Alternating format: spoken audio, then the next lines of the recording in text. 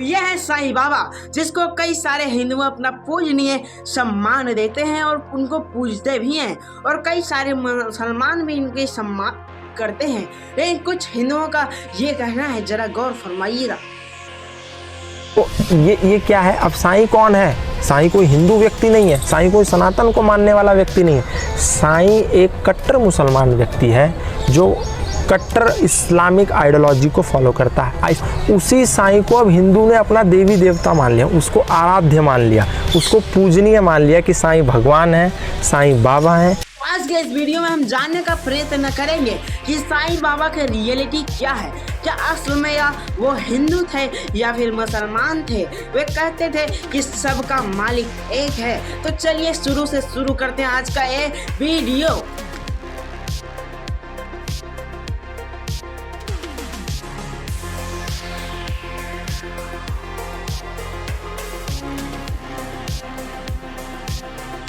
बात आती कि साईं बाबा रहा कहाँ करते थे, तो जी हाँ दोस्तों, भारत के महाराष्ट्र राज्य के अहमदनगर डिस्ट्रिक्ट के एक गांव में, जिनका नाम शिरडी है, वहाँ आज के समय में लाखों की तादाद में श्रद्धालु भक्त उनकी दर्शन करने को आते हैं और भक्तजन उनकी दर्शन करते हैं और अपनी मनोकामना की पूर्ति करने को कहते हैं। सबसे पहले साईं बाबा के बारे में आपको कुछ बातें बता देते हैं। तो साईं बाबा का जन्म 1838 ईस्वी को हुआ, लेकिन कब हुआ ये किसी को नहीं पता, ये मिस्टीरियस बात है। और एक चीज़ और है, इनका जन्म किस स्थान में हुआ उसी किसी को भी नहीं पता।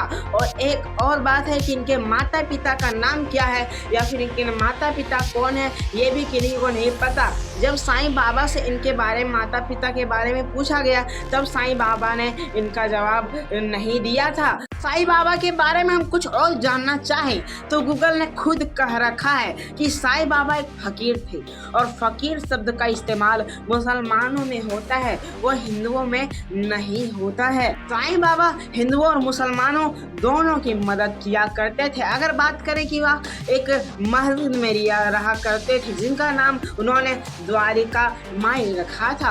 अब साईं बाबा पर एक बुक भी लिखी गई थी, जिनका नाम है साईं बाबा चरित्र। साईं बाबा सभी धर्मों को सम्मान अधिकार देते थे, सम्मान देते थे। ये हिंदू मुस्लिम ईसाई सभी धर्मों को एक सम्मान देते थे। ये भी कहा करते थे कि सबका मालिक एक है। आपको बता दें, साईं बाबा हिंदुओं के पवित्र ग्रंथ रामायण, भागवत गीता जैसे पुस्तकों को पढ़ा करते थे, और साथ ही साथ मुसलमानों के पवित्र ग्रंथ कुरान को भी पढ़ा करते थे। साईं बाबा दूसरों की मदद करने को सिखाते थे। आपको बता दें, साईं बाबा प्रत्येक दिन एक नीम के पेड़ के नीचे आसना करके मेडिटेशन किया करते थे। साईं बाबा ने अपने जीवन काल में ऐसे चमत्कार किए जिन्हें सोच के भी हमें गूज़बम्स आते हैं। आपको बता दें, साईं बाबा के दर पर जो आते हैं उनको माना जाता है कि उनके दुख दर्द सब ठीक हो जाते हैं। आपको बता दें, साईं बाबा पहले के समय में हिंदू या रहे या मुसलमान, उनके दुखों के अकॉर्डिंग वे अपने जेब से कुछ सोना या चांदी निकाल कर उन्हें दे दिया करते थे। लेकिन बात हो साईं बाबा हिंदू हो या मुसलमान, इससे कोई फ़र्क नहीं पड़ता।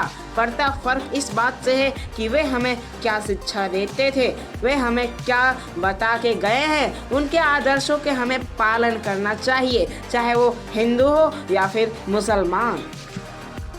शिरडी साईं बाबा मंदिर की बात करें तो उस मंदिर को सोने से भी बनाया गया है। आपको बता दें, वहाँ 4 टाइम पर आरती होती है, कई सारे आरती वहाँ होते हैं। आपको बता दें, साईं बाबा को मानने वाले लोग सबसे ज़्यादा आंध्र प्रदेश, तमिलनाडु, गुजरात, महाराष्ट्र, उड़ीसा जैसे स्टेट्स में हैं। बात करें साईं बाबा की मृत्यु कब हुई? साईं बाबा का मृत्यु 15 अक्टूबर सन 1918 ईस्वी को हो गई थी।